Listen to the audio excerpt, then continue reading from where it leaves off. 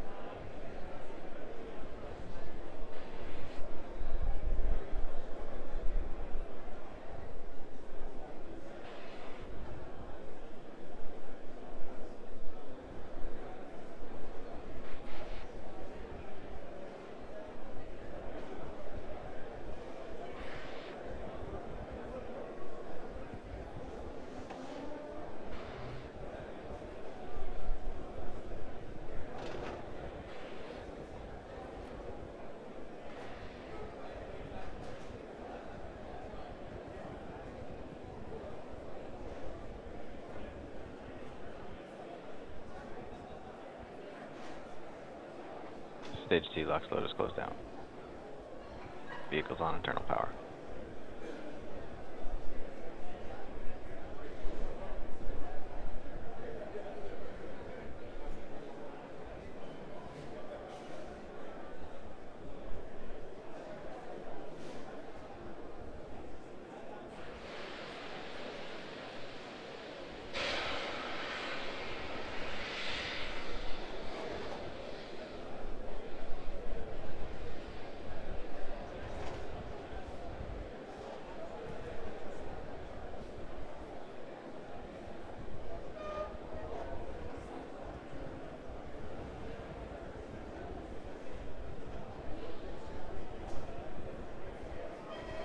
Falcon 9 is in startup.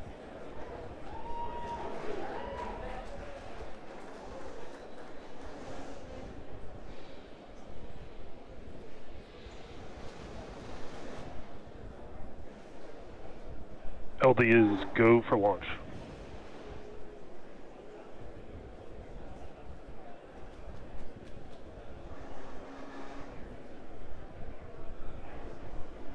T-minus 30 seconds.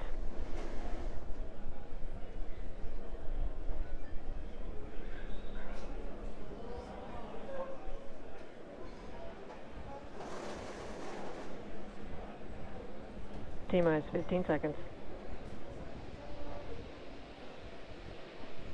10, 9, 8, 7, 6, 5, 4, 3, 2, 1, 0.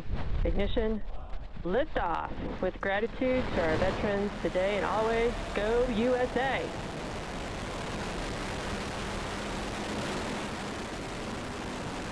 Falcon 9 is pitching downrange.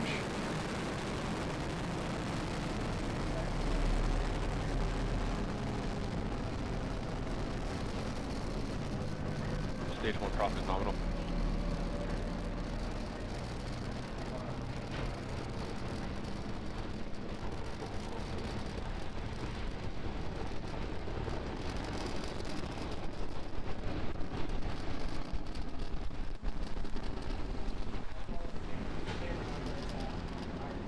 Power and telemetry is nominal.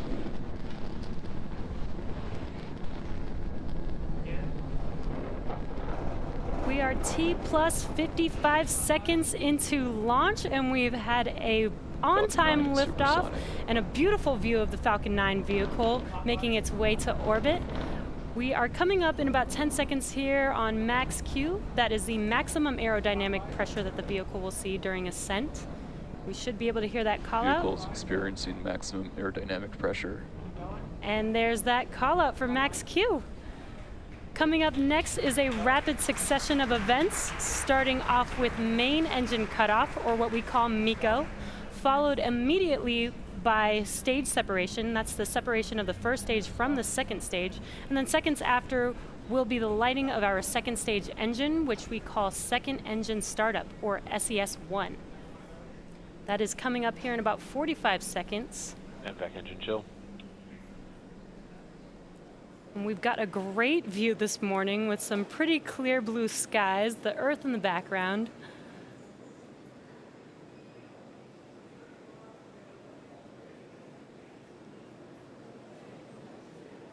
Now, if you're just now joining us, we are 30 seconds away from main engine cutoff, stage separation, and SES-1.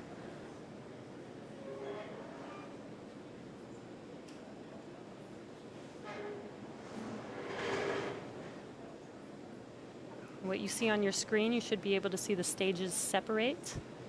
About 10 seconds here.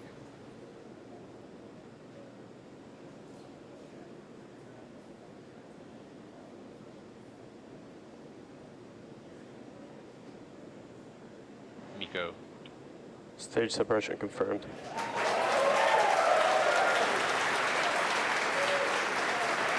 There, as you saw on your left screen, we had MECO and stage separation. On your right screen, we should see that second engine startup.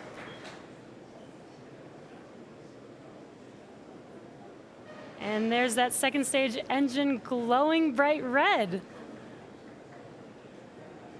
Coming up next in about 30 seconds is fairing deployment. Now, a reminder, this fairing is being flown for a second time, which is a first in SpaceX history. What you can see on your screen, on the left screen, those grid fins have been deployed.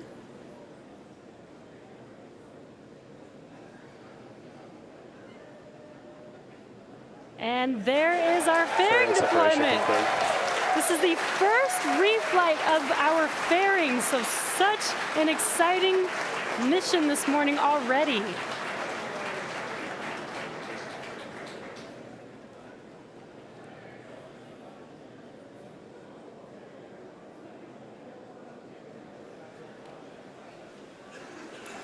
As the second stage continues to orbit with those 60 Starlink satellites on top, stage 1 is making its way home for the 4th time.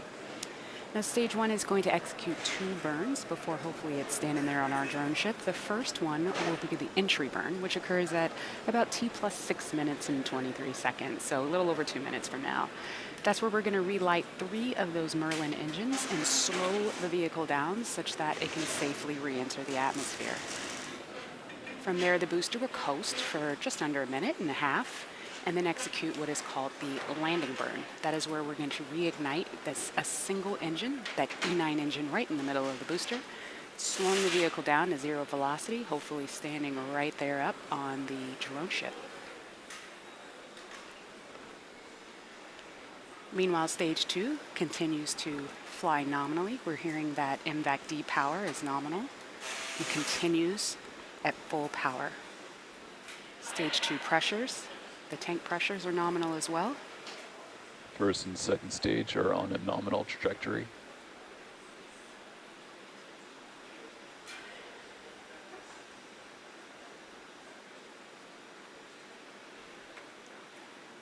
We're just over a minute away from that entry burn. Meanwhile, Acquisition stage of signal, 1. Bermuda. Meanwhile, stage 1 continues to make its way down.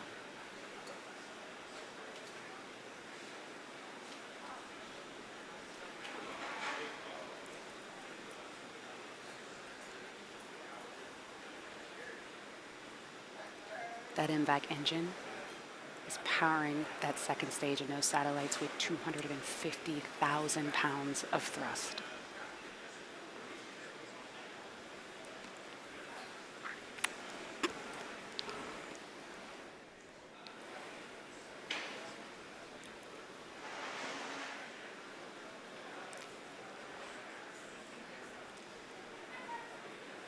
Okay, we're coming up in about 20 seconds on that entry burn. You should be able to see that on the left side of your screen. Meanwhile, stage 2 continues to burn nominally. Stage 1 FTS is saved.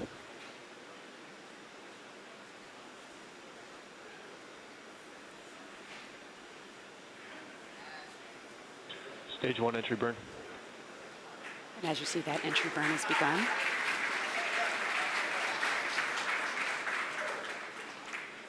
Should go for another 5 seconds or so.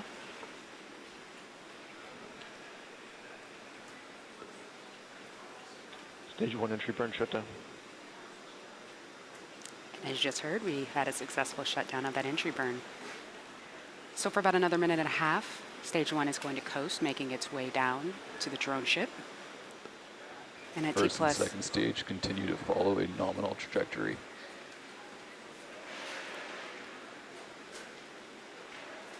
And in just under a minute, that landing burn should start.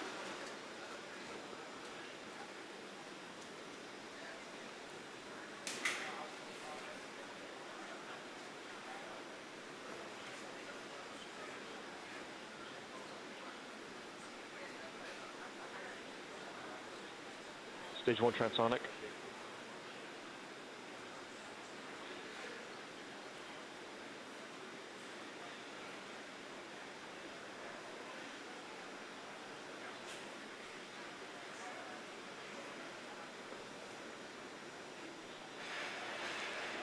Everything continues to be nominal on stage 2.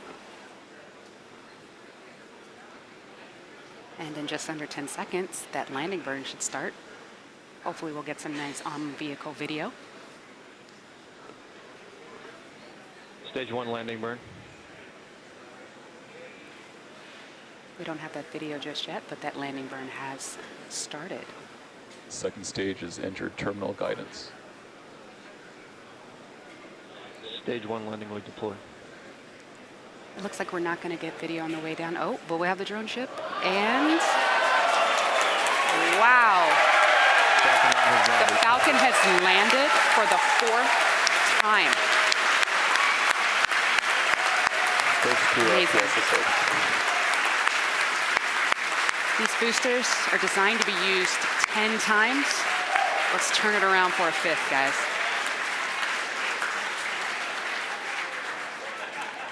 Wow. 4th landing. That is super cool. So stage 2, I believe we have had SECO 1. We're going to enter a coast phase. Before we do that, we're going to take a quick break. Sorry, it's very exciting over here. As we leave, we're going to have an animation that shows you where we are in the coast phase. But we're going to be back here at T plus 44 minutes.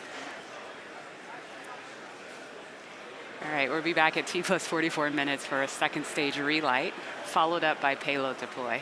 So come on back.